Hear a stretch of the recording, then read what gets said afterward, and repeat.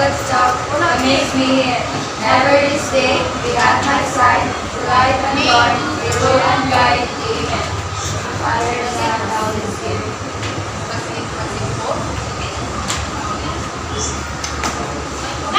Bago tayo magsimula, magpapakilala muna kami. Ako nga pala si Teacher May. At ako si Teacher May. At kami ang iyong mga guro sa araw na ito. Bago natin sisimulan ang ating tatalakayin, ay ipapakita muna po ang mga larawan. At base sa mga larawan na yan, ay may kasunod ito ng mga katanungan.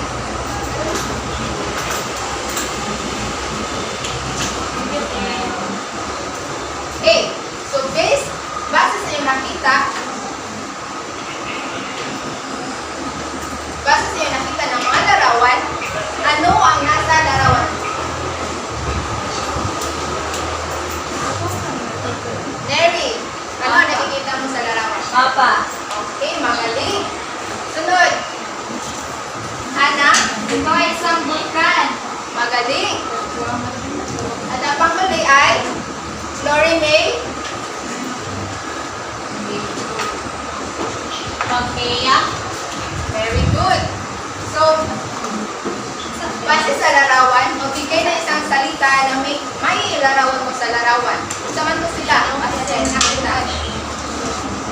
Asa mo sila nag-represent? Mundo. Very good.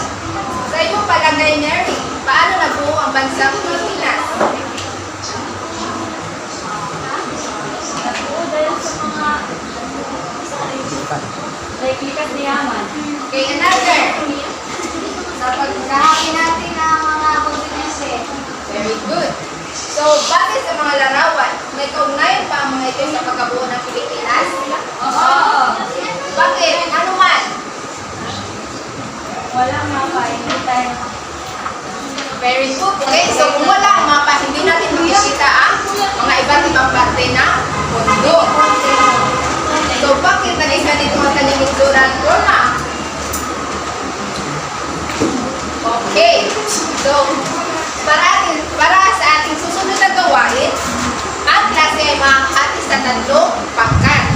At bawat pangkat ay bibigyan ng tatlong papel na naglalaman ng mga katanungan.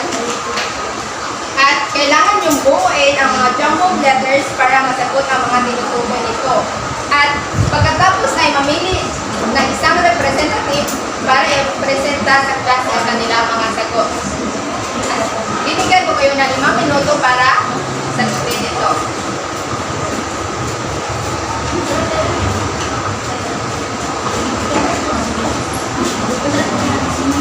Tapos na ba ang mga bata?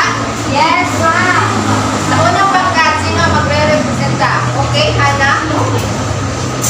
Tawag sa mga labi ng halaman at hayop na nagiging bato dahil sa tagal ng pagkakabaon sa lupa. Fossil. Very good. Ilan ang kontinente sa daigdig? Pito. Teorya tungkol sa unti-unting paggalaw ng kalupaan mula sa isang supercontinent. Tectonic plate. Very good. So, bigyan natin ng very good clap ang pangkat 1. 1, 2, 3. 1, 2, 3. Very good, very good, very good. Pangkat 2. Sino ang representative nyo?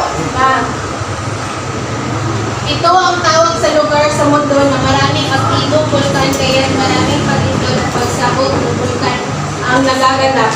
Pacific Ring of Fire. Very good. Teoryang nagsasabing nagmula ang Pilipinas sa pagputok ng bulkan sa paligid ng Pacific. Vulkanismo. Pangatlo. Tawag sa malalaking masa ng lupa na sinasabing pinagmulan ng Pilipinas. Pangea. Very good. So, bigyan natin ulit na fireworks clap ang pangkat 2. 1, 2, 3. 1, 2, 3. 1, 2, 3. So, panghuling pangkat. Isang makapangyarihang manlilikha ang gumawa sa daigdig. Ano yun? Teorya na ang mundo noon ay binayo lamang ng isang malaking kontinente. Continental shelf. Very good. Ang pinakamalaking masa ng lupa sa ibabaw ng daigdig. Kontinente. Dalawang bahagi ng kontinente sa daigdig. Asia at Europe.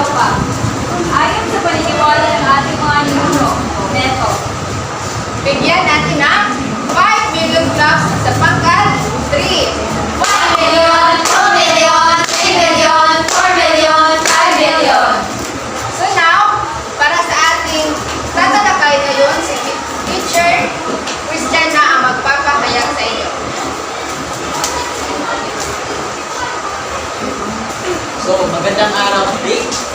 So, Araw. naging madali ba sa inyo ang pagtuklas ng mga sagot? Hindi. Bakit kaya? Hindi naman ito natalakay.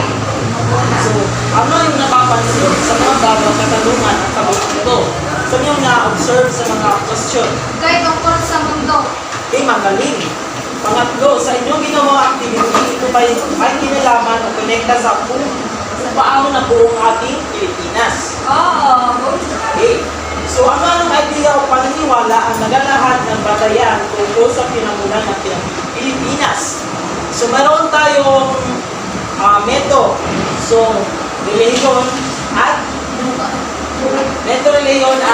teorya. So, kaning tatlo ang nagsilbing idea sa nagsasabing kung paano nabuo ang ating bansang Pilipinas. So ngayon, araw, tatalakayin natin ang teorya ng pagkabuo ng Pilipinas. So, naipapaliwanag ang teorya sa pagkakabuo ng kapuluan at pinagmula ng Pilipinas batay sa teorya ng vulkanismo at continental shelf. So, ano ang layunin ng pagkatuto natin? So, sa katapusan ng aralin, ang mga mag-aaral ay may paliwanag ang teorya ng pagkabuo ng kapuluan at pinagmula ng Pilipinas batay sa teorya ng vulkanismo at continental shelf. Masusuri ang kaibahan ng teorya ng vulkanismo at continental shelf sa pagkabuo ng kapuluan at pinagmula ng Pilipinas sa pamamagitan ng isang debate, makalaong ng masigla sa pagkakaaktibidad at panghuli, may papaliwanag ang kalagahan ng pinagmulan ng Pilipinas. At tayo nang simulan ang pagkatalakay. So, teorya ng pagkabuo ng Pilipinas.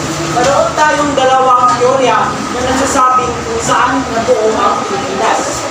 So, unang teorya, ito ay teorya Vulkanismo. A. Ito ay nagsasabing nagmula ang Pilipinas sa pagtutok ng bulkan na mabulkan sa paligid ng Pacific Basin. Ang patuloy na pagtambak ng mga nagbigay sa patuloy paglikha ng kapuluan ng Pilipinas mula sa karagatan. So, ang teoryang ito ang nagsasabing ang pagkabuo ng Pilipinas ay dahil sa pagputok ng bulkan. So, katong mga tinatawag natin magma, at ibang ang pagputok ng bulkan ay nagsasabing nga ang pagkabuo ng Pilipinas ay base sa teorya nito. At pangalawang ay si Bailey Willis, isang scientifico na nagsasabi na ang Pilipinas ay nabuo dahil sa pagputok ng bulkan sa ilalim ng karagatan. So siya ang nagsabi na ang pagkabuo ng Pilipinas ay nabuo sa batay sa teoryang vulkanismo o Pacific Theory. So Pacific Ring of Fire, kayo ba ay ka nang pamilyar sa Pacific Ring of Fire? Yes. Okay, magaling. So kami lang din ang Pilipinas sa kung saan may maraming aktibong bulkan, kaya't maraming pagdindol at pagsabog ng bulkan ang naganap. Sa Pacific Ring of Fire, naghanto ng active volcano rin ay nabo. At kung saan niya kasagaran na naghang mga earthquake, tsunamis, o mga bagyo.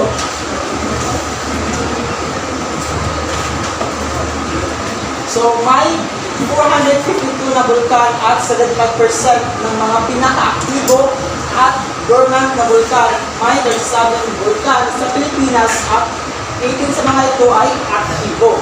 So, lahat tayong mga active volcano na makikita sa ating Pilipinas. So, we have 18 kabok na active volcanoes. So, we have Alfred Wegener, isang scientist German na nagsasabing ang daigdig ay binubuo ng malaking masa ng lupa ng Pangea sa 240 million taong nakalipas. So siya nagsabi na ang pagkabuo ng Pilipinas ay base sa masa ng Pilipinas o ang paghahati ng mga kontinente na tinatawag natin na Pangea. So ang Pangea ito ay tinatawag na supercontinent. Ang Pilipinas ay bahagi ng mga Pangea sa panahon ito. So, Pangea, ito ay supercontinent. Ito wala pa na hati ang ang kontinento sa pito. So, meron tayong pitong kontinente: Asia, Europa, America, South at North America, at ang iba pa. At pangalawang teorya is ang teoryang continental shelf. So, makibasa. Dahan-dahang nahagi ang Pangea sa dalawang bahagi. Una ay ang Malaysia, ang Nilagang Hating Gopo. Pinaniwalaan ang mula ang Pilipinas. Pangalawa ay ang Gambuanalan, ang Timog Bahati, Lower. So, ang continental shelf or continental plate theory, isang teorya kung saan ang mundo ay nabubuo lamang sa isang supercontinent na tinatawag natin Pangea. at di nagtagal dahil sa mga sunod-sunod na floods at earthquakes, ito ay naghiwalay hanggang sa mabuo ang mundo natin. At meron na tayong itong kontinente. So, ito ang Pangea. So, nakikita natin na ang pitong kontinente. At ito naman ang timeline sa pagbubuo ng Pangea. So, ito. Sa panahon 237 million years ago, ito ay supercontinent. Pero pag 195 million years ago, dandahan na nahahati ang dalawa. Ito ay ang Laurasia at years ago, 66 million years ago. Ito ang gawin na picture sa atong kontinente.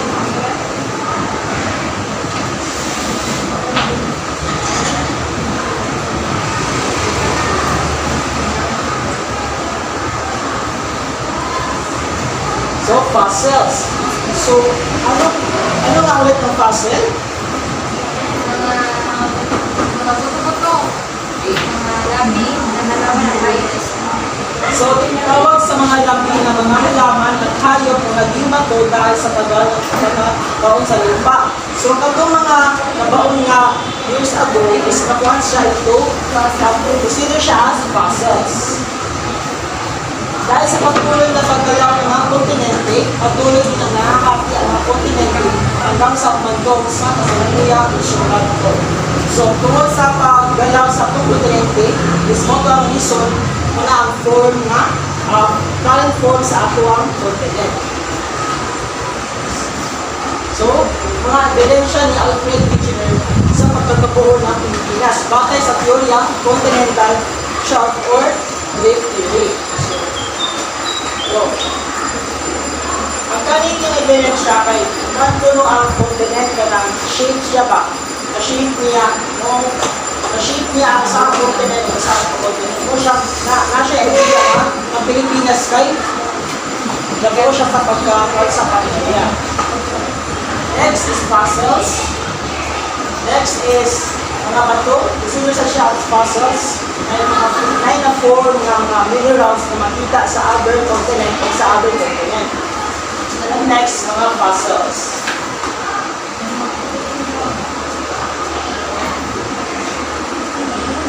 So, sa puso mo.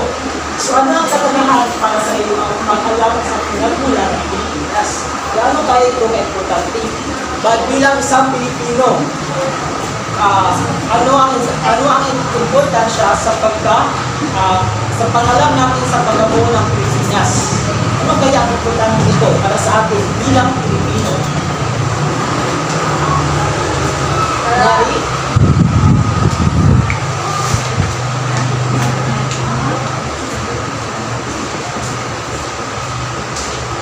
Para malaman talaga natin kung ano pinagmula ng Pilipinas. Para hindi tayo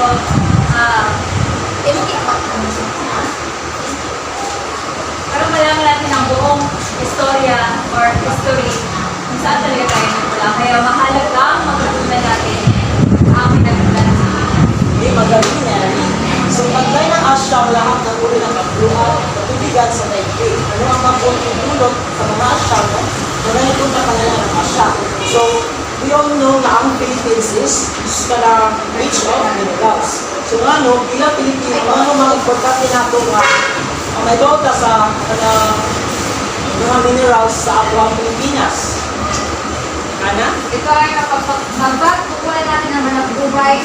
At mga kabato ito sa ating walang natin ang mga likas na yaman na nandito sa ating bansa. Magaling. So bilang mamayan ng Pilipinas, paano mo makikita ang iyong paghanga sa kanilang physical na asya? So paano mo maipakita ang pagiging Pilipino mo o pagiging makabansa? So para sa akin is tangkalikin ang Sariling produkto at kasayaman. So, ngayon, naiintindihan niyo ba ang ating malakayan? Tayo'y nagtatalakay batay sa pagkabuo ng Pilipinas. So ngayon, magkaroon tayo ng debate. So mechanics, makakati at klase sa dalawang pangkat. Pangkat 1, pangkat 2. Bawat pangkat ay bibigyan naman ng 20 segundo para ipilahan ang kanilang opinion o idea sa tanong na para sa iyo alin sa mga tilang ito ang may credential ng tagapaglang at alin teorya ang kanang malakas na evidence sa pagkabuo ng Pilipinas. So, atin ang simulan ang debate. So, pangkat 1. Anong teorya para sa iyo ang masasabing doon nagmula ang pagkabuo ng Pilipinas? Para sa akin ay nagpanggap-ganggap yung teoryang volcanism na ang Pilipinas ay nagmula sa mga lava or magma na tumigas dahil sa pagbutok ng isang vulkan. Dahil tayo ay nakapaloob or malapit sa ring of fire kung saan maraming vulkan ang nalapit nito. Di may katwiran. How about Mary?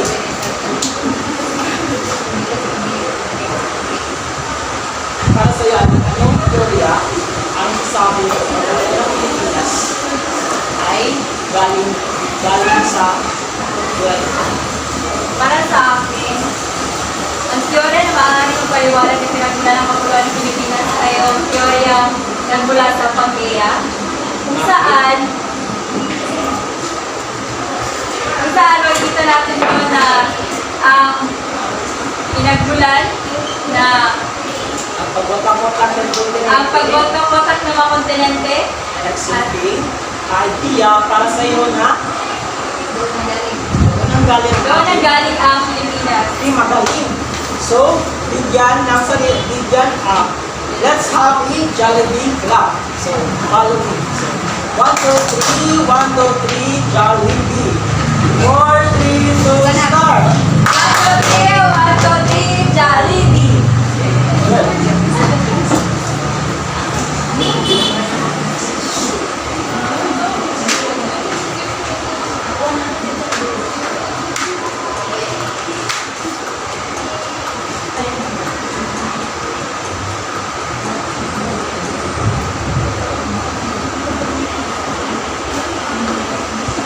So now, para sa ating pagtataya, basahin ang panoto. Tungkulin ang ilarawan sa bawat bilang, isulat ang sagot sa ating papel. Bigyan ko kayo na 5 minuto para sagutin ito.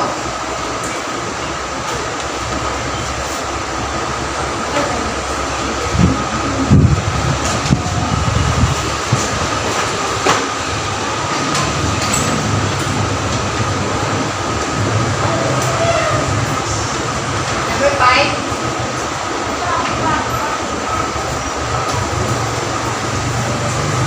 So, tapos na. So, ipasa yung mga papel na ginagawa. Para sa inyo, assignment. Take a rest and unwind yourself from school work. So, malala mo yung buka sa kawanon. So, kindly stand up for our closing prayer.